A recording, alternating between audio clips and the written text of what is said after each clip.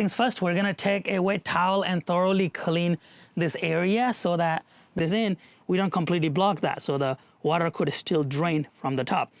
Now we have backed out a little bit of this cover.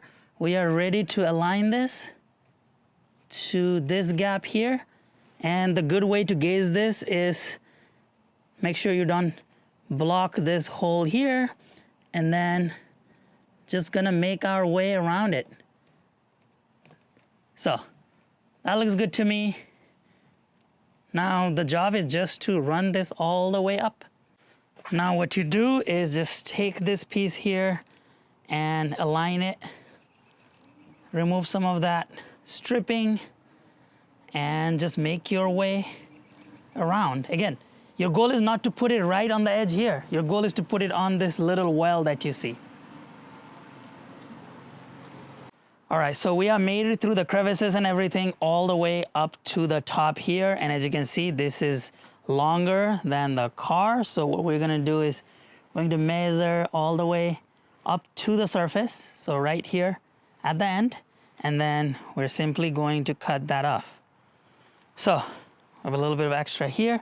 What we do is take this again, the final piece of this.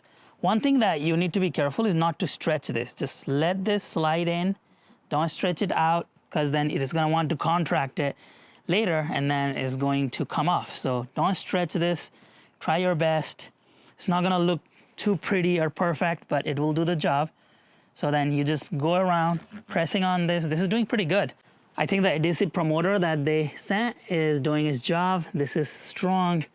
Surprisingly, I was a little hesitant if this was gonna hold. This is holding really good. So as you see, we just kind of made our way up, and that's what that looks like. Now this bottom is a thicker piece, so it may be a little bit difficult, but again, do not stretch this. Make sure you have access to that port in the bottom for the drain. And if you look at it, it kind of aligns.